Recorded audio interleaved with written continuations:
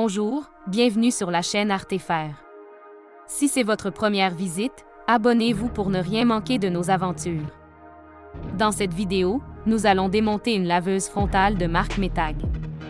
Nous commencerons par enlever la porte à l'aide d'un cliquet et une douille 1/4. Ensuite, avec un tournevis plat, on retire l'anneau qui retient le joint d'étanchéité sur la façade de la laveuse. Si vous désirez seulement changer le joint d'étanchéité, il vous est inutile de démonter la façade complètement. Avec un petit tournevis étoile, glissez votre main entre le joint et la façade et dévissez la sangle qui retient le joint au boîtier du tambour.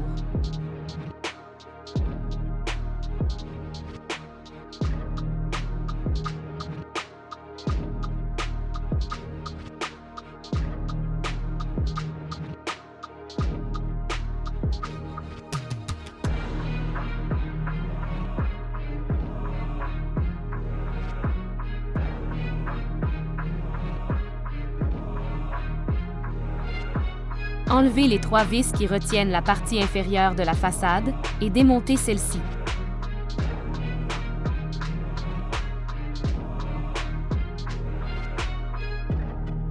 Pour défaire le reste de la façade, il faut d'abord enlever le couvercle supérieur de la machine.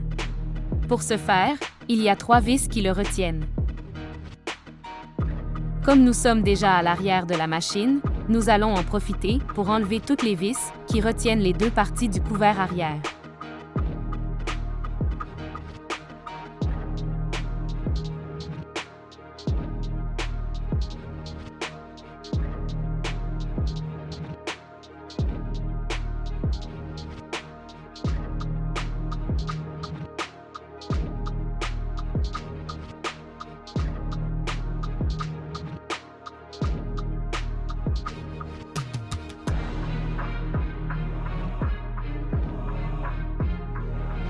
Enlevez les 2 renforts transversaux.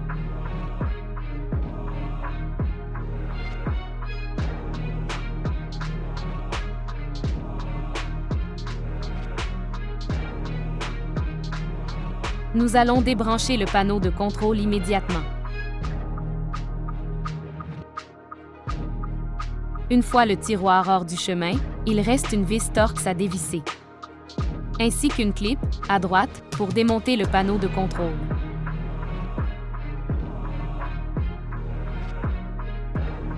À présent, on peut démonter le reste des vis qui tiennent le panneau de façade.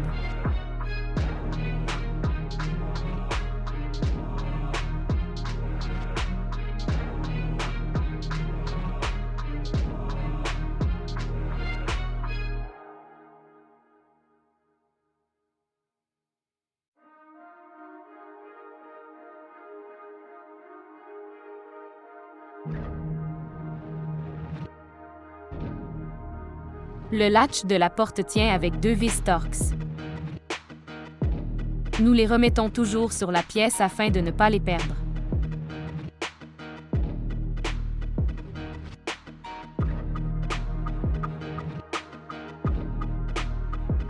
Avec une paire de pinces, enlevez les 3 clips et les boyaux du distributeur de savon. Prenez une photo pour être sûr de tout rebrancher à la bonne place plus tard. Sortez le distributeur de savon.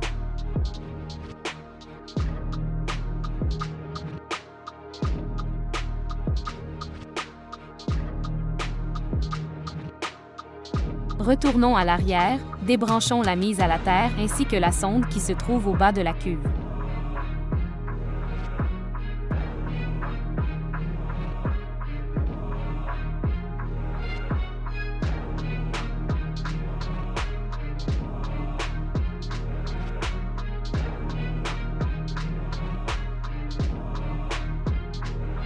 Enlevez la courroie. Comme il n'y a pas d'ajustement, il vous faudra la forcer.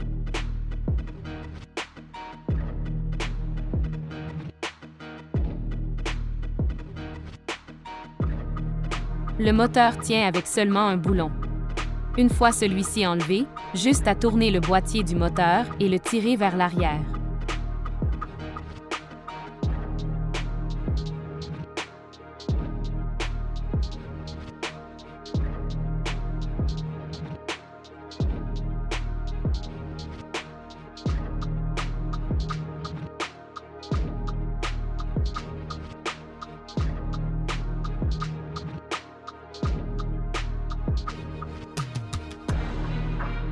Maintenant, il est temps de retirer les 3 blocs de ciment de la cuve. Chaque bloc tient avec 3 boulons.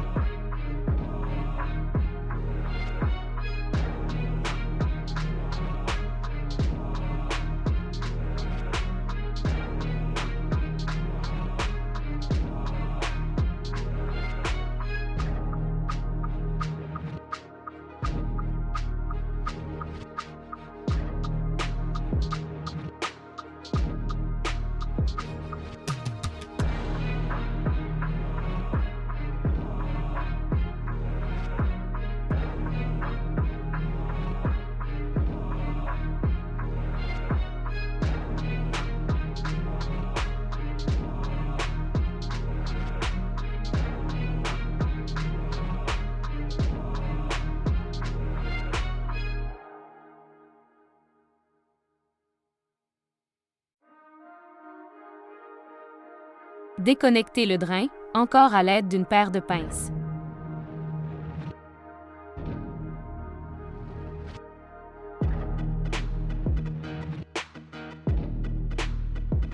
C'est presque fini, enlevez les 3 amortisseurs avec un tournevis plat et une paire de pinces.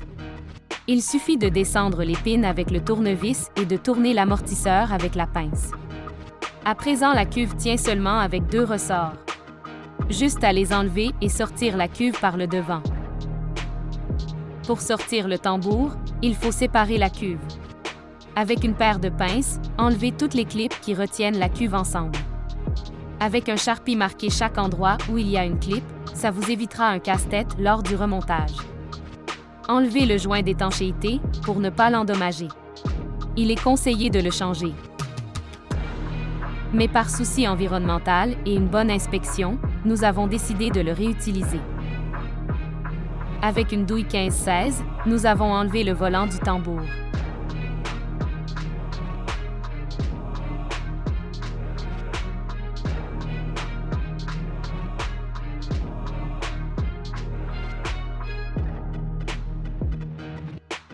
Juste à glisser le tambour vers l'avant.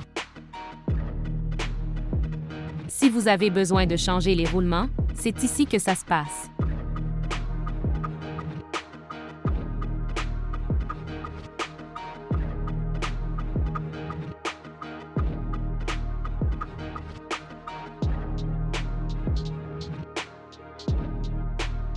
Après l'inspection, nous avons remarqué que les bras d'araignée étaient brisés à plusieurs endroits.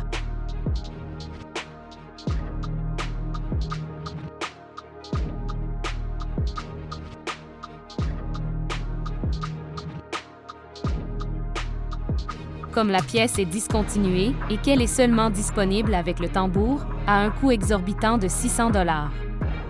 Nous l'avons fait souder par un membre de notre équipe.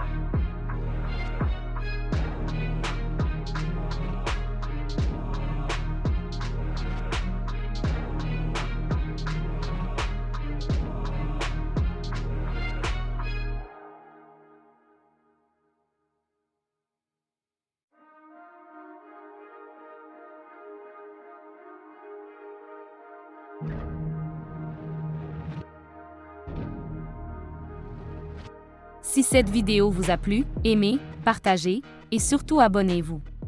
Merci. À la prochaine.